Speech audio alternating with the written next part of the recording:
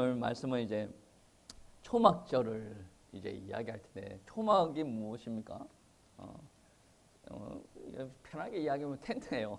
초막이 편하게 이야기하면 텐트인데, 이 초막절이라고 하는 것은 이스라엘 절기의 마지막 절기인데, 어떻게 지내냐면 이스라엘 백성들이 광야에서 40년 동안 지낼 때 집 안에서 사는 게 아니라 초막 안에서 살았거든요. 초막 안에서 살은 것을 우리가 기억하면서 또 하나님께서 이제 사실 초막에서 그렇게 잘 살기가 힘들어요. 근데 초막에서 40년 동안 살면서 하나님께서 보호하셨고 인도하셨다라는 것을 되새기면서 하나님을 생각하면서 드리는 예배예요. 그렇다 보니까 이제 우리가 이 절기 때 어떻게 했냐면 최대한 기쁨, 감사 이것을 표현하는 절기입니다. 왜냐? 하나님께서 인도하셨고 보호하셨기 때문에 우리는 감사하다. 그렇기 때문에 우리는 기쁘다.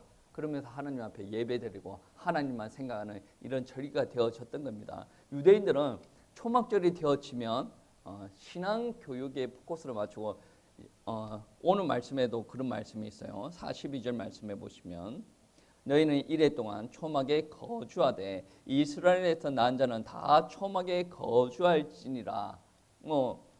구약 시대에도 그렇고 신약 시대에도 그렇고 유대인들이 초막절에 하는 행동은 무엇이냐면 초막을 짓고 자기 집 앞에 초막을 이렇게 지어 놓습니다. 그러면서 일주일 내내 그곳 안에서 거주합니다.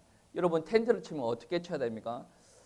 사방을 다 막아야 되지 않습니까? 바람도 치고 모기도 들어오고 비도 들어오고 막 할 테니까 사방을 다 막아야 되는데 이스라엘 백성들이 여기 초막을 칠 때는 초막절에 초막을 칠 때는 사방을 다 막아 놓지 않습니다. 한쪽을 터놔요.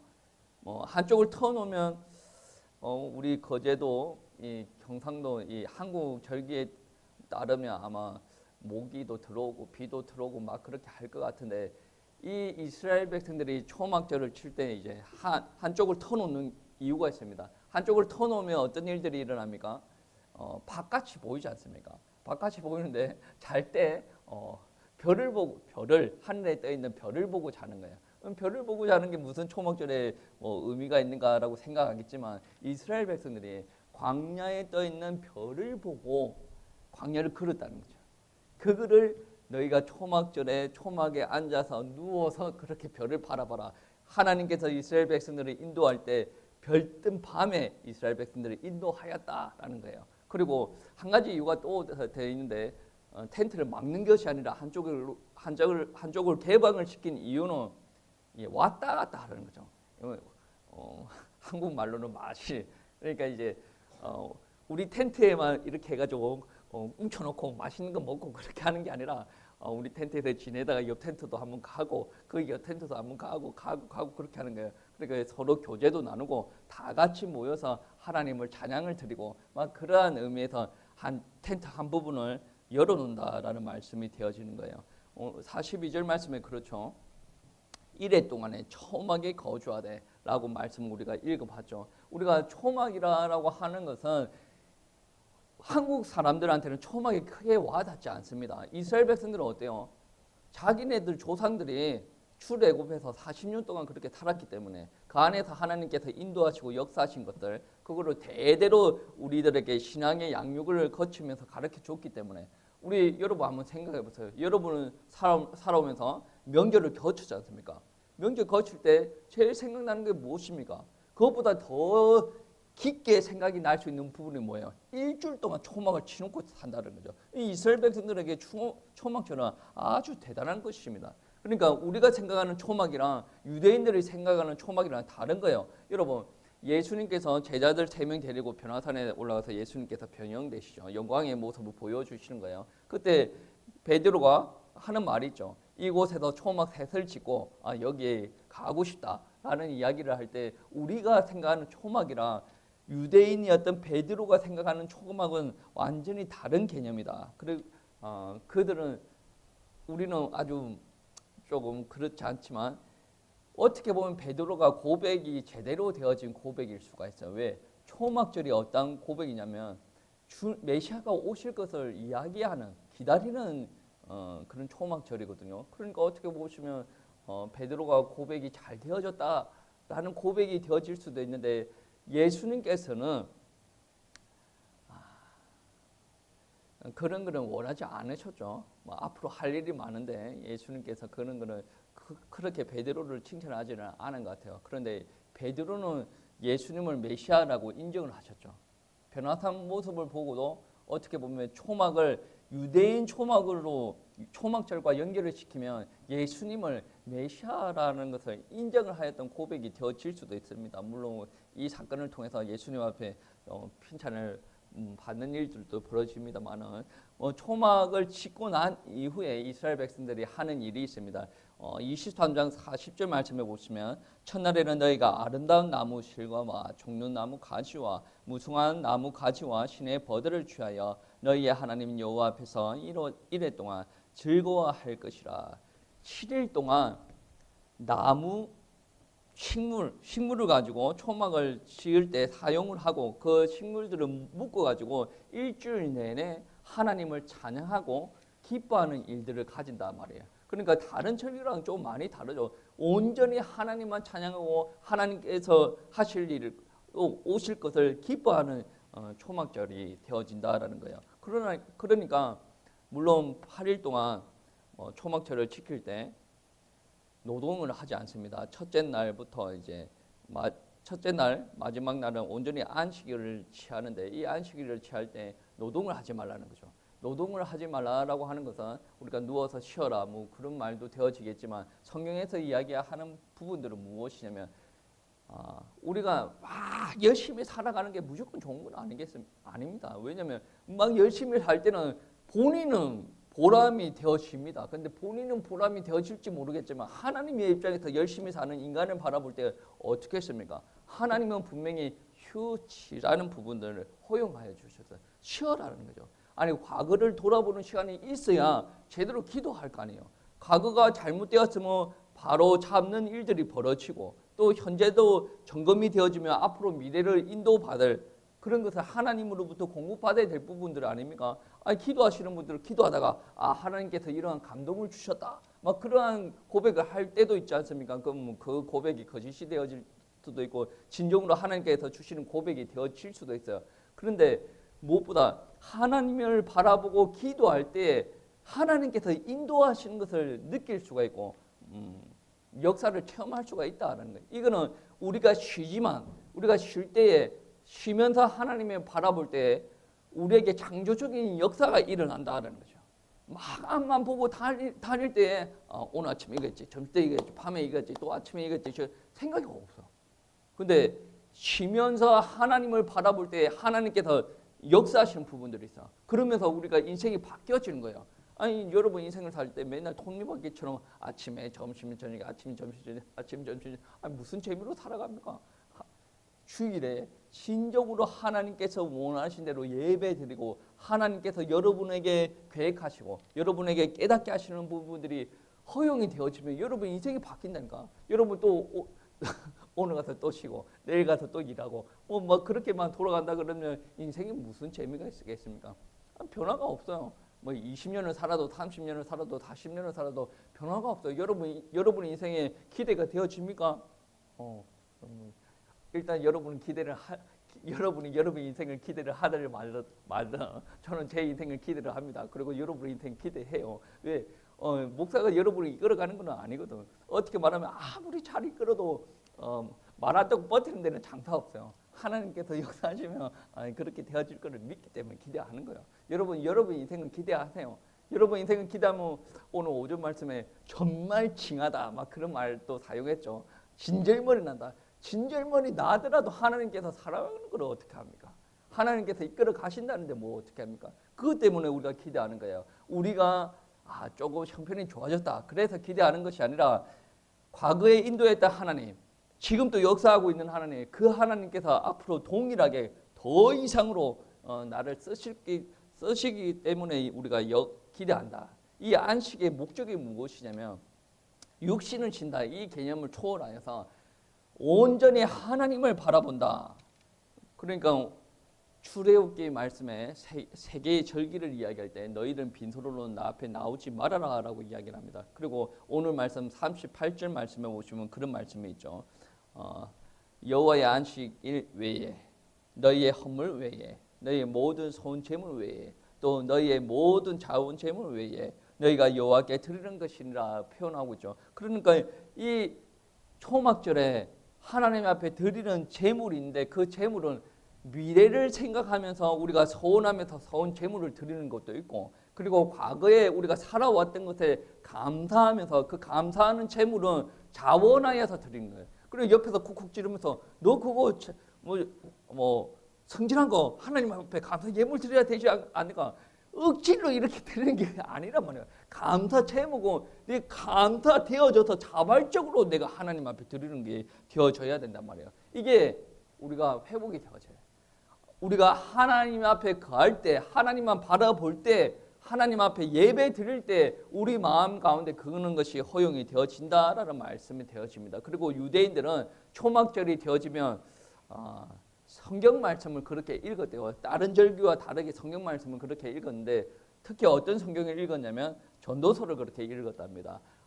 광야 생활이 어떻게 보면 헛된 세월이었죠. 고생을 안 해도 되는 세월을 헛되게 고생했다. 그런데 하나님 때문에 그 헛된 세월도 진정하게 내 인생에 의미가 있게 되었다. 그런 것을 확인하는 시간입니다. 그리고 하나님을 찬양을 할 때 시편을 찬양을 그렇게 많이 했대요. 특히 그들이 외우고 있는 시편, 외우고 다니는 시편 구절인데 시편 118편 25절 말씀 보시면 이런 말씀이 있습니다.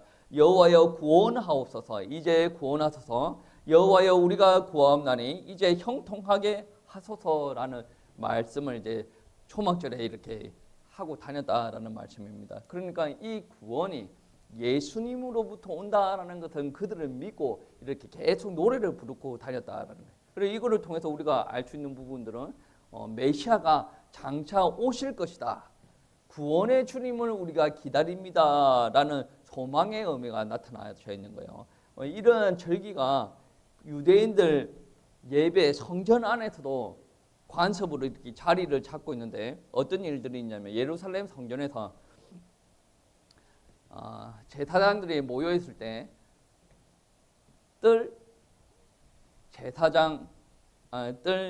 제단 맨 위쪽에서 한복판에서 이제 물을 붓는 일들이 일어납니다. 뭐 성전에서 물을 붓든 말든 무슨 상관이냐라고 생각할 수도 있는데 그들의 관습이에요. 전통이에요. 초막절이 되어지면 마지막 날에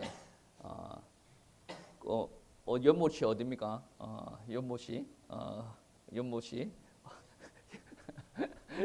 여러분 연못이 그래 신라암 연못에서 이제 대제사장이 이제 물을 떠와요. 물을 떠오고 나서 이제 제단 위에서 이제 붓는 일들이 벌어집니다. 이 물을 붓는 일은 여기서 상징하는 바가 있어요. 어떤 것을 상징하냐면 우리 인생이 갈급하다. 인생의 목이 말라 있다. 그런데 그 목이 말라 있는 것을 이 물로 죽인다 라는 의미가 되어집니다. 그 누군가가 와서 우리 가란이 인생 가운데 촉촉하게 적쳐주고 배에 생수가 흐르듯이 풍성하게 하는 일들이 일어나지 않겠습니까? 그가 누군가, 그분들이 기다리는, 그 유대인들이 기다리는 이가 그분이다라는 말씀이 되어지는데 물을 부으면서 그들이 하는 찬양이 그겁니다. 호산나 호산나 우리를 구원하소서라는 찬양을 하였다라는 거죠. 그러니까 유대 절기에서 그러한 행사가 막 일어나는 날 때 마지막에 그러한 일들을 합니다. 근데 그러한 일을 할 때에 예수님께서 요한복음 7장 말씀에 7장 37절 38절 말씀에 이런 말씀을 합니다. 명절 끝날 곧 큰 날에 예수께서 서서 외쳐 이르되 누구든지 목마르거든 내게로 와서 마시라. 나를 믿는 자는 성경의 이름과 같이 그 배에 생수의 강이 흘러나오리라 하시니라. 여러분 한번 보세요. 대제사장이 실로암 연못가 가지고 물을 퍼왔어요. 그리고 제단에서 이 물을 퍼온 거를 다 뿌리려고 하는 그 타이밍, 그 마지막 날에 예수님께서 뜬금없이 와가지고 누구든지 와서 물을 마셔라. 내가 배에서 생수의 강이 흘러 넘치게 하겠다라는 말은 무슨 말이에요? 예수님은 아주 무서운 분이에요. 그 말은 무슨 말이냐면 내가 너희들이 기다리는 메시아다라는 말이지.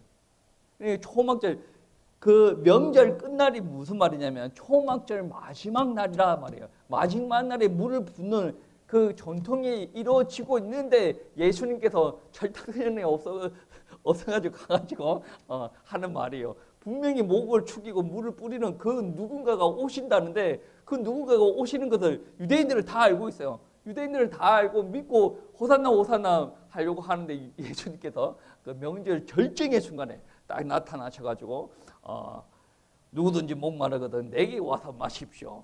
배에서 생수의 강이 흘러 넘칠 것입니다. 이 말은 그러니까 대제사장님들 볼 때 어이가 없는 거예요.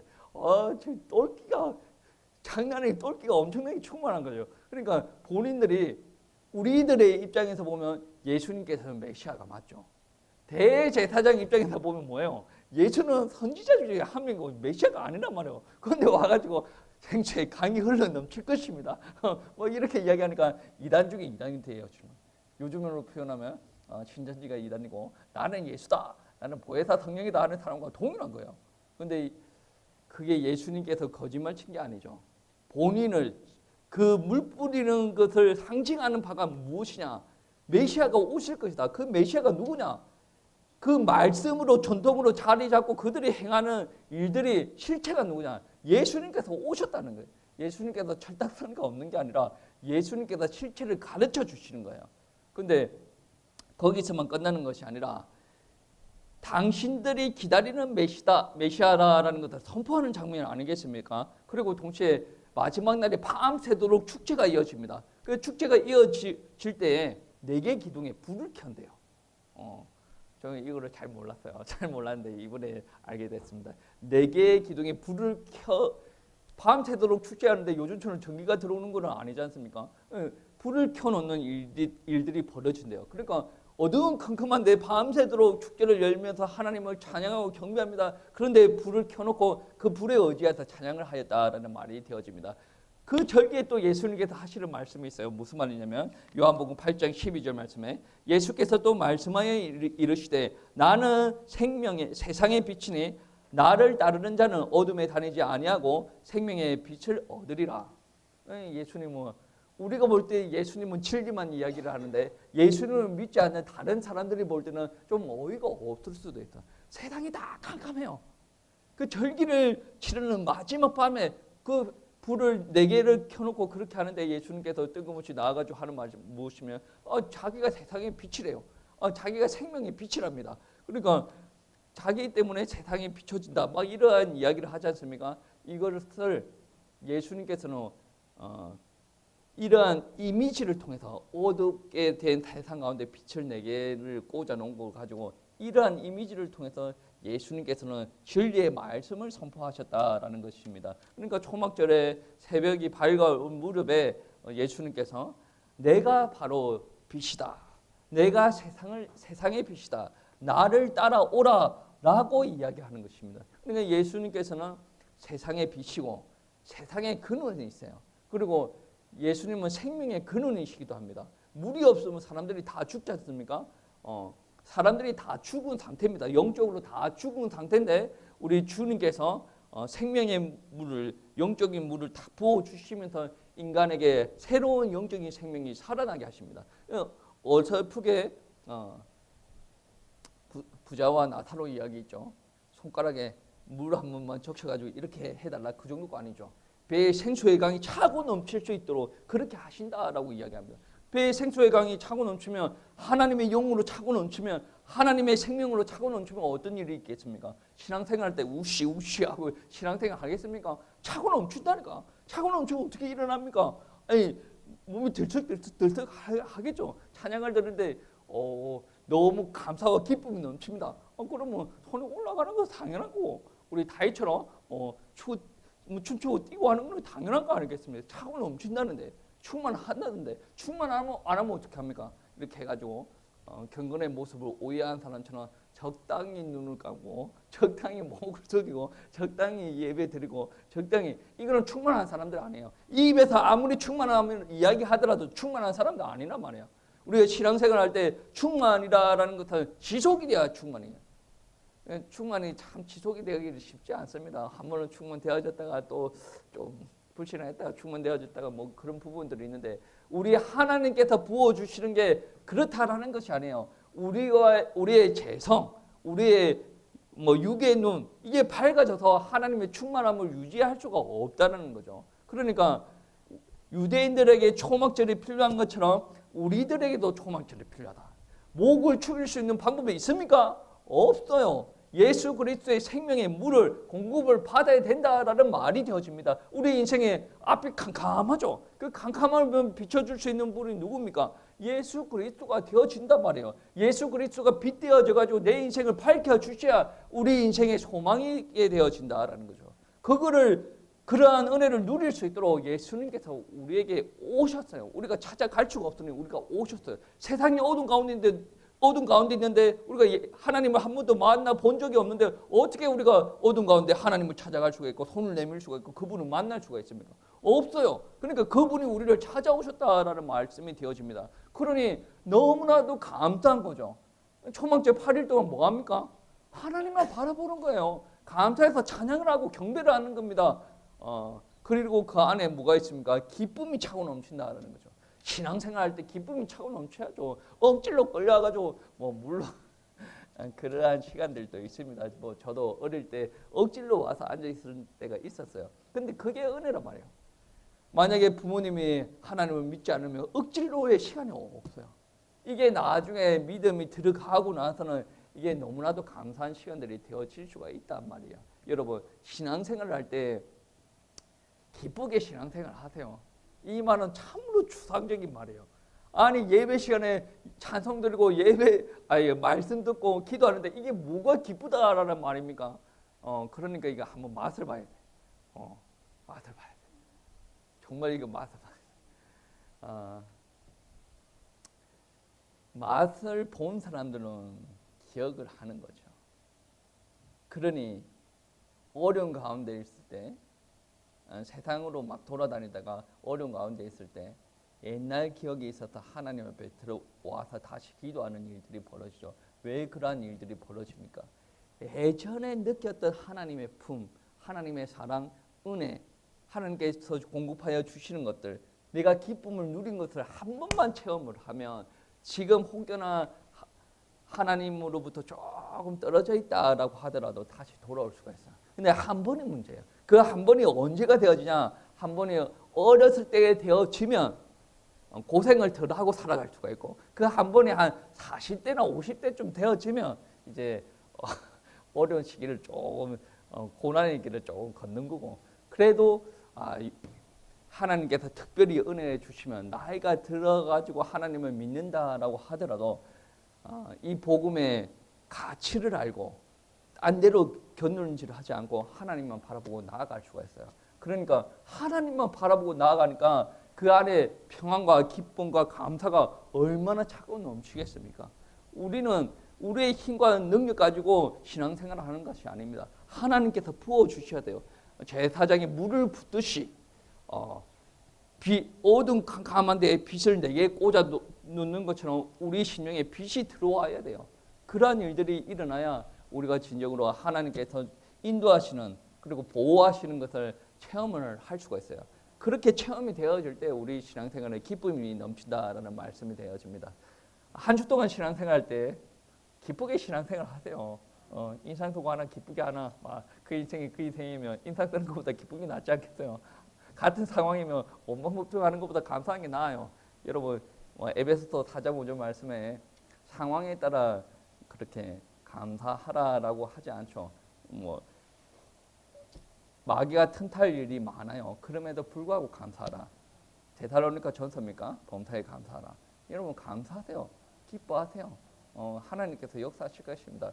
오히려 마귀의 틈을 제공하는 것이 아니라 하나님 앞에 우리 인생을 드리고 우리 육신을 들여서 영광을 올려드리는 그리스도인들 되시기를 축복합니다.